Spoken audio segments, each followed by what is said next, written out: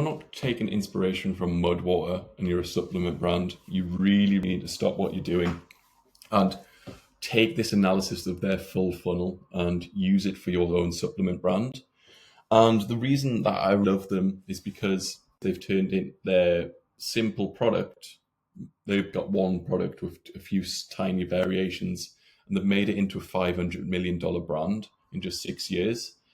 And what I really like doing is reverse engineering exactly how these A player brands do it in the industry, looking from their ads all the way down to the landing pages, all the way down to the blog posts to the checkout. And it's just a good way of saying, right, can we emulate this for our brand? Can we carve out our positioning for our brand using these same techniques? And this is just what you should be doing all the time, week on week, taking different brands and seeing how they do it. What I liked about their ads is they weren't just settling on one type of creative. And a lot of brands, they'll find a winner and they'll just keep creating these similar variations. But what Mudwater do great is they use diverse creatives. They're always looking at educating the audience, hitting the traffic with different types of content, and giving a good idea of to the audience what their brand's about. They don't also settle on one persona. They've got lots and lots of video content, and you'll see in their ad account or their ads library, there's different personas, lots of different avatars. And Meta in 2025 rewards this. And with the new Andromeda update, which I'll do a video on as well, if you're just churning out the same avatar, churning out the same types of ads, you're not going to get any more spend, or is a diminishing return on the results you're going to be getting. This is just a small sample, but they've got variations where they're hiring creators that just not only their sort of target ICP, they're always looking to reach more and more audiences. We also have some ingredient based, these simple, this is sort of middle of funnel, bottom of funnel of the ads. And once they've seen the personas, this is where they say exactly what's in the ingredients. And what they also do well is they use expert and science-based videos a lot. This expert was actually showing like how there was a spike in cortisol if you drank coffee every day, and what Mudwater did was seeing like an alternative that didn't cause jitters and didn't make you crash in the afternoon. So having this alongside testimonials and having like an expert science-based video as well, it's stacking social proof, it's stacking authority on their ads. And if you were to pair this up with testimonials, it shows that there's actually like science behind it. And this video itself was actually the impact on the brain. So they had like a fast moving video of what happens when you take coffee every day. And when you think about it, the market that takes coffee and the market that will have had jitters and probably has a max daily intake of coffee of like 2 or 3 cups, if you're looking at this and saying, right, yeah, maybe I need to have different alternatives because I'm not getting the most out of coffee in general. And again, this is the expert-based opinion. This is the review-based opinion. This is the ingredients. Now they're actually going up against the coffee market. And these were really, really clever ads. This was an ad that's saying this is not a drink, it's a drug. And again, really creating a villain in the ads. Like coffee is the villain. Can we take even like 10% of the audience who drinks coffee? And they not only just did it with coffee's not a drink, it's a drug. They also showed how expensive coffee's getting per day. If you're having like 3 or 4 cups a day, this is going to be really costly. So again, it's depositioning against coffee being a drug, too much caffeine, too many jitters.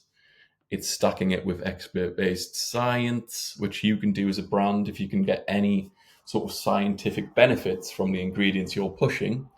Just pair it with personas, really highlight your ingredients and deposition it against any villain in your industry. And I've worked with brands that go against Adderall, go against different sort of synthetic supplements. It's just, you have to find like something to deposition against. And then this moved on to the founder's story. So showing that they're not like a faceless brand, showing that these personas, the expert science-based ads, the deposition against coffee, and actually having a founder's story. And if I remember rightly, the founder went against some of the objectives. So they actually mentioned, yeah, it is expensive, but if you're going against coffee or doing like an us versus them against coffee, and showing like just the premium ingredients, the premium transformation, and showing that they're not like a faceless brand with his story as well. And then moving on to offer testing. So once we've done the education, once we've depositioned and had the expert science-based stories, this is when these ads are probably most likely going to be retargeting, or people who've viewed videos, or people who are down the bottom of the ads funnel. This is when you really, really go after your offer, and this will probably be the highest ROAS in the account, because all of these other ads have done the legwork of educating and depositioning. So this is where you put these at the bottom of the funnel. And offer-wise, this is pretty compelling. So 40% of your first starter kit, and this is just getting as many people in your subscription system as possible, just by offering like sort of free products as well. They've also got save $20, so it's probably the similar offer but different framing. And they also have hired creators to really push the starter kit as well. So those are the ads. And with the landing pages, they've got three main variations running now. And interestingly, they've probably got lots of data from the ad account to go with this energy and focus without the jitters. So this will be really, really following the scent of what's getting the most click-through rate, what's getting the most conversions on the ads, and putting this as the main real estate on the website. Again, they use the coffee alternative. This is depositioning against the industry villain and really showing the ingredients and the benefits here as well. So it's really impactful. There's a lot of text, but the way they've formatted it is really, really clever, and I really like the title as well. And comparatively with other supplement brands, it is a long landing page, but again, it's a new product. Like they have to do a lot of education. They do lots of like upsells. These are like the variations of the SKUs as well. So they've got the rest. I think what this is for is just a matcha chai one as well, and the most popular masala chai.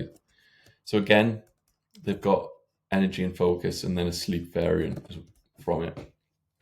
So that moves us down to, again, another variation of the product page, and then they've got social stacking of testimonials and videos, all the way down to an ingredients list, educating how to use it, us versus them. So looking at other mushroom coffees, Starbucks stuff, and then they've got the experts as well. So it's just a real good case study of stacking as much education as possible. This is like a really, really powerful pre-sell page, yet it has like the CRO benefits of a really powerful product page. So moving on to the landing page 2. So this is more like product focus. There's a bit less education on this. This is more typical of other supplement brands' product pages, where it's more sort of optimized for looking at the offer, looking at the savings you're going to be making. It's really, really trying to get as many people into the subscription funnel as possible. And what you can see from this is I don't think there is even an option of, there's not an option of just a single product to get. You have to get the recharge in this. So rechargeable, no, sorry, the free 45-day trial as well. And so that's it. The tin ships every 4 weeks or cancel every time. So it actually opts you into the subscription. You have to opt out. So that's probably the biggest lever they pull in this section of the 4 weeks subscription or your console. So that's more like of a product page. They've got the different ingredients here. So cacao, the masala chai, and this is just like the story as well. And this is like the founder's story: reduce my coffee dependence, going against the coffee. And again, this is more typical of a product page. So they've got the reviews and the FAQs. So another one. So this is a smaller one. So this is, I would say, this is like more of a pre-sell. And it's less sort of CRO based. It's more like, let's just try it. There's not as much selling on it. It's more educational. This is a really, really good tagline. I think they started out with this tagline on their first year. We're mad at coffee, just disappointed. This is just invokes emotion. It's more almost like your parent telling you off when you're younger. And I think this is just really, really good. It shows that there is something better. It's not like really trashing coffee too much on this. It's just saying there is better alternatives. And again, it's just really well optimized. So this moves us on to the education blog posts. So they do run a few ads to these pages. So these are really, really optimized just for educating the audience. So this is like introducing to biohacking. This is really sort of relevant in the entrepreneur space, but if they're going after the mass market, just showing like how the mushrooms can biohack your brain, they can really educate our audience just to show the science behind the actual way they create energy, they create improved productivity. They've also got the brain health stuff. So again, this is not just showing it's just an energy product, it's actually beneficial for brain health. And they also have a psychedelics blog post. So it's how can psychedelics improve athletic performance? And again, it's just adding different stacks of education. It's showing them as a real viable alternative in a market that needed education. I think the market's caught up from 6 years ago where they had to do a lot of this legwork in the audience, in the market. But this paired up with these product pages, these really, really sort of hard-hitting product pages, you can see why it's grown really, really quickly. And in terms of the checkout, so it's pretty simple. A lot of these Shopify checkouts have this layout. There's nothing that innovative here. It's just a real express checkout. There's some small sort of trust signals. But yeah, I would say this is just a really clean, frictionless checkout, which you can really use as inspiration.